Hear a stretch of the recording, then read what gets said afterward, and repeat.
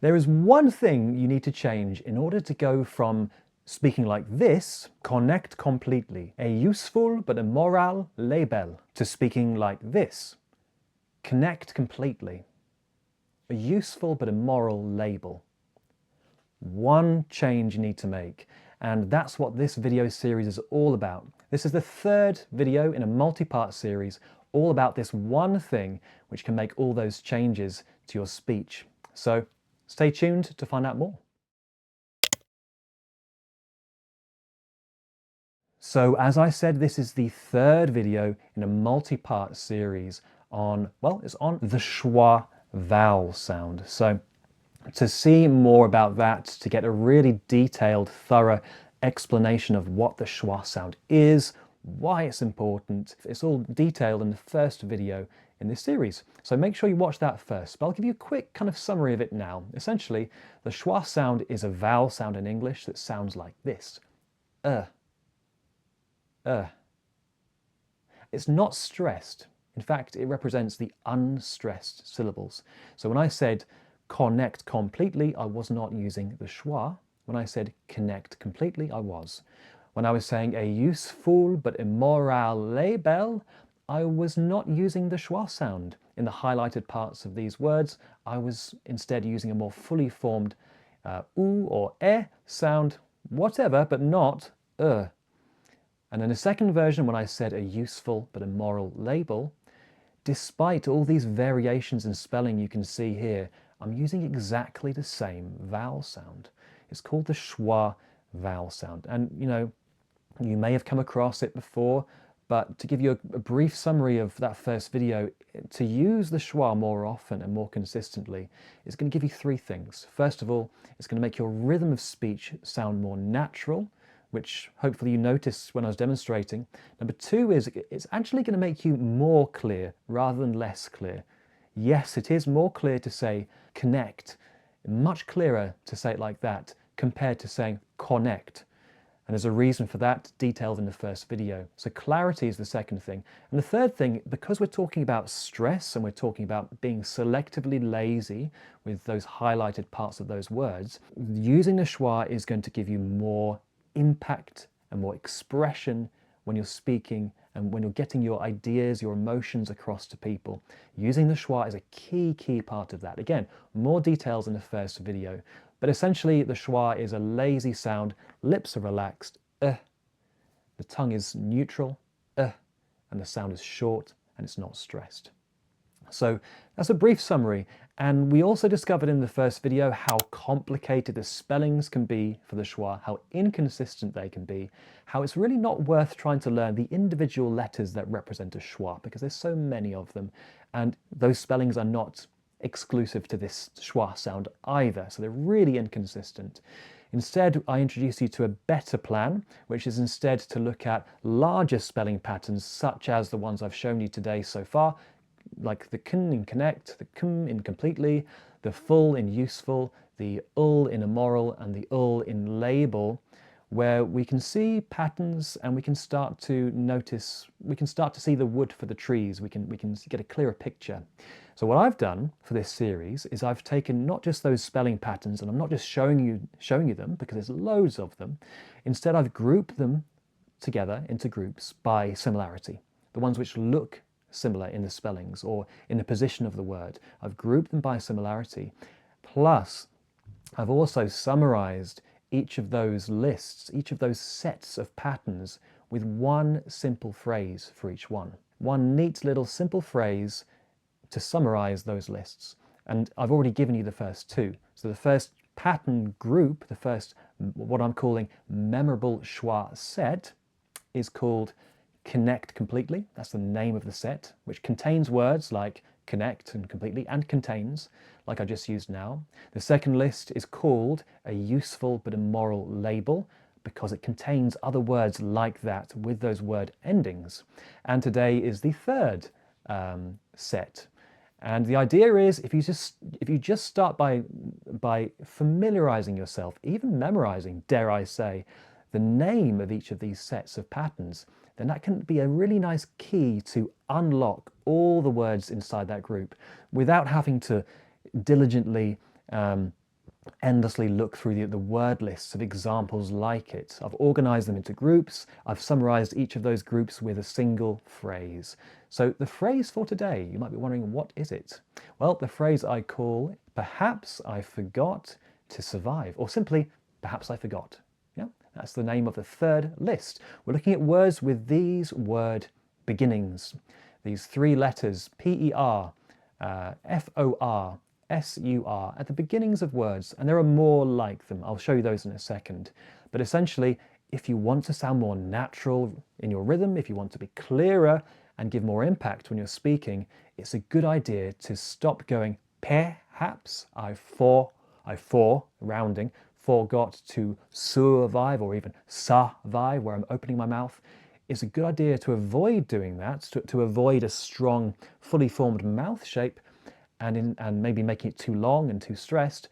And it's better to make it lazier, what we introduced as the idea of being selectively lazier in your speech with those particular parts of words. So rather than, perhaps I forgot to survive, you hear the rhythm is ba ba ba ba ba ba ba ba. It's quite regular, right? Perhaps I forgot to survive. Perhaps I forgot to survive. Instead, it's more like, perhaps I forgot to survive. Da da da da da da da da. Short long, short short long, short short long. Perhaps I forgot to survive. Let's do a mini coaching session. We'll go step by step. We'll break it down. It might feel like it's a bit too elementary, but trust me, it's really worth doing this in the long run. We're going to break up the words. Here we go. So just copy me. Perhaps. P. Perhaps. Perhaps. Perceive. Perceive.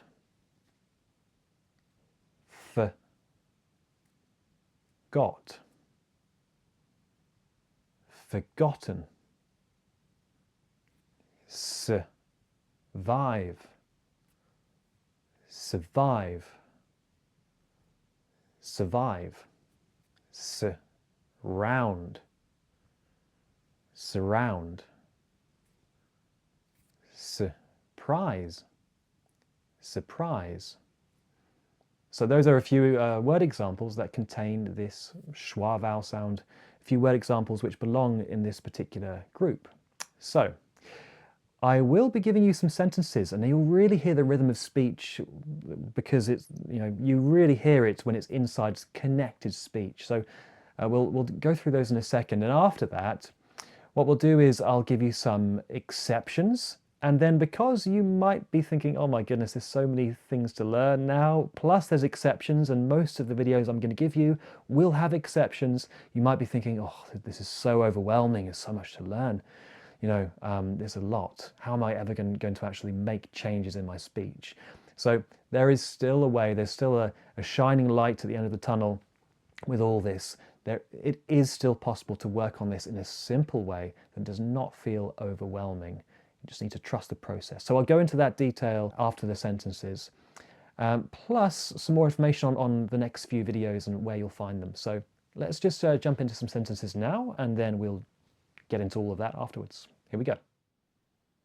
Perhaps it's better to forgive and forget. Surprisingly, they surrendered, but only 50% of them survived. From my perspective, the club's been performing well this season. So one quick note, the next video is already available on my personal channel. So right now you're on English Pronunciation Roadmaps channel, and you may have recently watched the video from me and Ashley where we spoke about we want to do something here together, but also we're going to be releasing things on our own separate YouTube channels, and we've got our own things on our own personal websites. Well, this is my first project that's going to be on my channel. So all the rest of the videos will be there, and the next one is already on my channel. So stay tuned towards the end, and I'll give you a link to find that. But let's get into some examples of exceptions. So wouldn't it be fortunate if there were none at all? If there were no exceptions to this pattern? You know, on the surface of it, it looks nice and simple, but then, you know, I tell you there are exceptions and you think, oh, perfect. You know, I'm not looking forward to learning all of these. Well, I'm going to give you some reassurances in a second about all that. But did you spot the exceptions there? So I said fortunate, I said surface, and I said perfect. Now, with these words, I'm not actually using a schwa vowel sound. In fact, I am stressing those parts of the words. I'm stressing the beginning for and sir and per, and it makes it much longer. And very often I'm rounding my lips or doing something interesting with my mouth, and instead of just doing that. So those are examples of exceptions. Now, there is one hidden way here. There's an extra pattern which I'll go into more detail about in the next video, which again you can access on my own personal channel right now, about perfect versus to perfect. There is a little pattern there where we'll go into, but those are some exceptions, and it might make you think, oh my goodness, how do I even approach this? So let me reassure you about all of this. I am not asking you to sit down and memorize all of the words in this list. We're not doing that. That's not the exercise, and it wouldn't be the most effective way anyway to learn. Instead, what if you could just gradually change your pronunciation, make it clearer, more rhythmically natural, and you have a better impact when you're speaking, simply by exposing yourself to the examples, not completely passively, but almost passively. So simply listening to examples of these patterns, and hopefully you can find somewhere where there's an audio resource, maybe, which has examples of these patterns all in one place, all together. So your brain can do all the complex associative pattern recognition work unconsciously. And your job is not to sit and memorize for a test. It's not to learn by rote. It's instead just to absorb the examples, listen attentively, and let them filter their way into your unconscious mind.